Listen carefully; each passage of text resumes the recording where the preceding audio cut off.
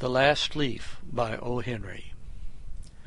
In a little district west of Washington Square, the streets have run crazy and broken themselves into small strips called places.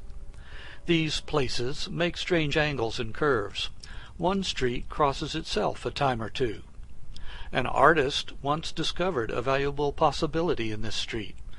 Suppose a collector with a bill for paints, paper, and canvas should, in traversing this route, suddenly meet himself coming back, without a cent having been paid on account. So to quaint old Greenwich Village the art people soon came prowling, hunting for north windows and 18th-century gables and Dutch attics and low rents. Then they imported some pewter mugs and a chafing dish or two from Sixth Avenue, and became a colony. At the top of a squatty 3-story brick, Sue and Johnsy had their studio. Johnsy was familiar for Joanna. One was from Maine, the other from California. They had met at the table d'hôte of an 8th Street Delmonico's and found their tastes in art, chicory salad, and bishop's leaves so congenial that the joint studio resulted. That was in May.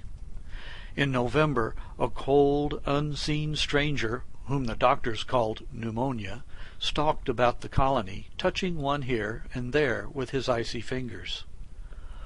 Over on the east side, this ravager strode boldly, smiting his victims by scores, but his feet trod slowly through the maze of the narrow and moss-grown places. Mr. Pneumonia was not what you would call a chivalric old gentleman. A mite of a little woman with blood thinned by California zephyrs was hardly fair game for the red-fisted, short-breathed old duffer. But Johnsy he smote, and she lay, scarcely moving, on her painted iron bedstead, looking through the small Dutch window-panes at the blank side of the next brick house. One morning the busy doctor invited Sue into the hallway with a shaggy gray eyebrow. "She has one chance in, let us say, 10, he said, as he shook down the mercury in his clinical thermometer. "And that chance is for her to want to live. This way people have of lining up on the side of the undertaker makes the entire pharmacopoeia look silly. Your little lady has made up her mind that she's not going to get well. Has she anything on her mind?" She wanted to paint the Bay of Naples some day," said Sue. "Paint? Bosh! Has she anything on her mind worth thinking twice? A man, for instance?" "A man?" said Sue, with a Jew's harp twang in her voice. "Is a man worth— But no, doctor, there is nothing of the kind." "Well, it is the weakness, then," said the doctor. "I will do all that science, so far as it may filter through my efforts, can accomplish. But whenever my patient begins to count the carriages in her funeral procession, I subtract 50% from the curative power of medicines. If you'll get her to ask one question about the new winter styles in cloak sleeves, I will promise you a 1 in 5 chance for her, instead of 1 in 10. After the doctor had gone, Sue went into the workroom and cried a Japanese napkin to a pulp. Then she swaggered into Johnsy's room with her drawing-board, whistling ragtime. Johnsy lay, scarcely making a ripple under the bedclothes, with her face toward the window. Sue stopped whistling, thinking she was asleep. She arranged her board and began a pen-and-ink drawing to illustrate a magazine story. Young artists must pave their way to art by drawing pictures for magazine stories that young authors write to pave their way to literature. As Sue was sketching a pair of elegant horse-show riding trousers and a monocle of the figure of the hero, an Idaho cowboy, she heard a low sound several times repeated. She went quickly to the bedside. Johnsy's eyes were open wide. She was looking out the window and counting backward. 12, she said, and a little later, 11, and then 10, and 9, and then 8 and 7, almost together. Sue looked solicitously out of the window. What was there to count? There was only a bare, dreary yard to be seen, and the blank side of the brick house 20 feet away. An old ivy vine, gnarled and decayed at the roots, climbed halfway up the brick wall. The cold breath of autumn had stricken its leaves from the vine until its skeleton branches clung almost bare to the crumbling bricks. "What is it, dear?" asked Sue. "6," said Johnsy in almost a whisper. "They're falling faster now. 3 days ago there were almost 100. It made my head ache to count them, but now it's easy.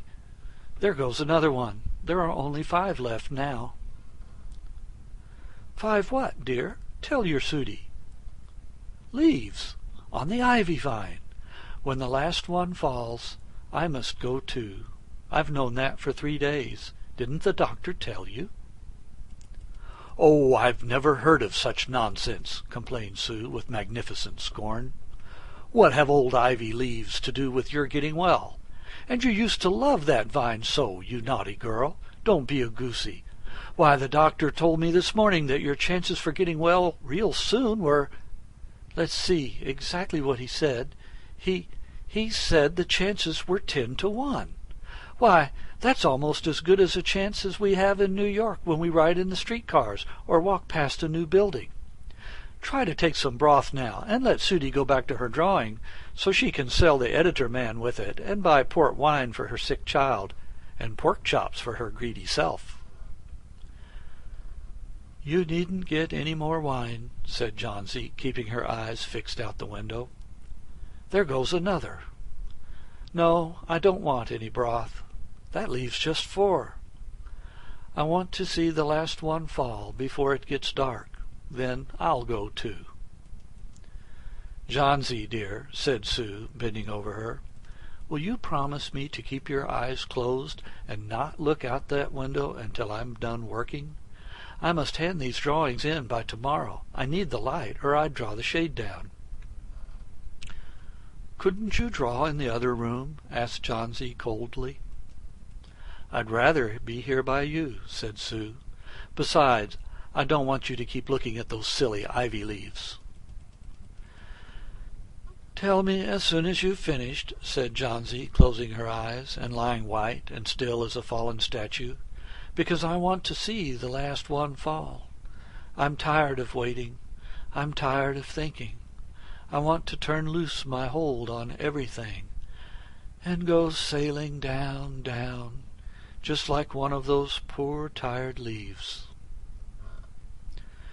"Try to sleep," said Sue. "I must call Behrman up to be my model for the old hermit miner. I'll not be gone a minute. Don't try to move till I come back." Old Behrman was a painter who lived on the ground floor beneath them. He was past 60 and had a Michelangelo's Moses beard curling down from the head of a satyr along with the body of an imp. Behrman was a failure in art. 40 years he had wielded the brush without getting near enough to touch the hem of his mistress's robe. He had been always about to paint a masterpiece, but had never yet begun it. For several years he had painted nothing except now and then a daub in the line of commerce or advertising. He earned a little by serving as a model to those young artists in the colony who could not pay the price of a professional. He drank gin to excess and still talked of his coming masterpiece. For the rest, he was a fierce little old man who scoffed terribly at softness in anyone, and who regarded himself as a special mastiff in waiting to protect the 2 young artists in the studio above. Sue found Behrman smelling strongly of juniper berries in his dimly lighted den below. In one corner was a blank canvas on an easel that had been waiting there for 25 years to receive the first line of the masterpiece. She told him of Johnsy's fancy, and how she feared she would indeed, light and fragile as a leaf herself, float away when her slight hold upon the world grew weaker. Old Behrman with his red eyes plainly streaming, shouted his contempt and derision for such idiotic imaginings.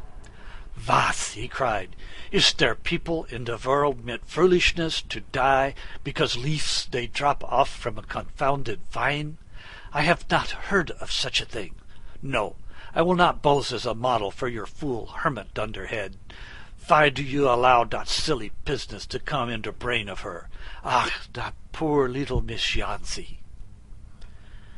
"She's very ill and weak," said Sue, "and the fever has left her mind morbid and full of strange fancies." "Very well, Mr. Behrman. If you do not care to pose for me, you needn't. But I think you are an horrid old flipperty-gibbet." "You are just like a woman," yelled Behrman. "Who said I will not pose? Go on, I commit you. For half an hour I have been trying to say that I am ready to pose. God, is there not any place which one so good as Miss Jansi shall lie sick? Some day I will paint a masterpiece, and we shall all go away. God, yes." Jansi was sleeping when they went upstairs. Sue pulled the shade down to the window-sill and motioned Behrman into the other room. In there they peered out the window fearfully at the ivy vine. Then they looked at each other for a moment without speaking. A persistent cold rain was falling, mingled with snow.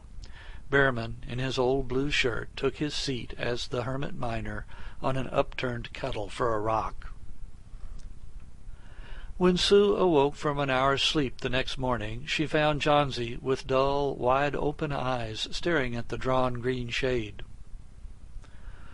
"Pull it up, I want to see," she ordered in a whisper. Wearily Sue obeyed. But lo! After the beating rain and the fierce gusts of wind that had endured through the livelong night, there yet stood out against the brick wall one ivy leaf. It was the last one on the vine. Still dark green near its stem, with its serrated edges tinted with the yellow of dissolution and decay, it hung bravely from the branch some 20 feet above the ground.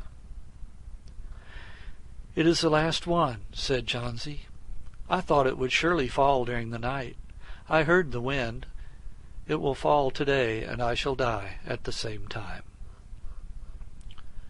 "Dear, dear," said Sue, leaning her worn face down to the pillow. "Think of me, if you won't think of yourself. What would I do?" But Jansi did not answer.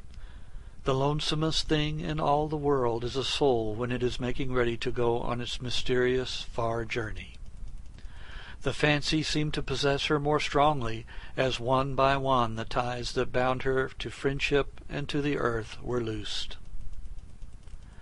The day wore away, and even through the twilight they could see the lone ivy leaf clinging to its stem against the wall. And then, with the coming of the night, the north wind was again loosed, while the rain still beat against the windows and pattered down from the low Dutch eaves. When it was light enough, Jansi the Merciless commanded that the shade be raised. The ivy leaf was still there. Jansi lay for a long time looking at it, and then she called to Sue, who was stirring her chicken broth over the gas stove. "I've been a bad girl, Sudie," said Jansi. "Something has made that last leaf stay there to show me how wicked I was. It is a sin to want to die. You may bring me a little broth now, and some milk with a little port in it, and... No, bring me the hand mirror first, and then pack some pillows about me, and I'll sit up and watch you cook." An hour later she said, "Sudie, some day I hope to paint the Bay of Naples." The doctor came in the afternoon, and Sue had an excuse to go into the hallway as he left. "Even chances," said the doctor, taking Sue's thin, shaking hand in his. "With good nursing you'll win. And now I must see another case I have downstairs. Behrman, his name is. Some kind of artist, I believe. Pneumonia, too. He's an old, weak man, and the attack is acute. There is no hope for him.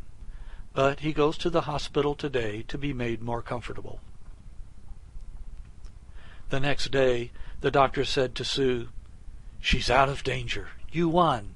Nutrition and care now, that's all." And that afternoon Sue came to the bed where Johnsy lay, contentedly knitting a very blue and very useless woolen shoulder scarf, and put one arm around her, pillows and all. "I have something to tell you, White Mouse," she said. "Mr. Behrman died of pneumonia today in the hospital. He was ill only 2 days. The janitor found him in the morning of the first day in his room downstairs, helpless with pain. His shoes and clothing were wet through and icy cold. They couldn't imagine where he had been on such a dreadful night, and then they found a lantern still lighted, and a ladder that had been dragged from its place, and some scattered brushes, and a palette with green and yellow colors mixed on it, and— Look out the window, dear, at the last ivy leaf on the wall. Didn't you wonder why it never fluttered or moved when the wind blew? Ah, darling, it's Behrman's masterpiece. He painted it there, the night the last leaf fell." End of The Last Leaf.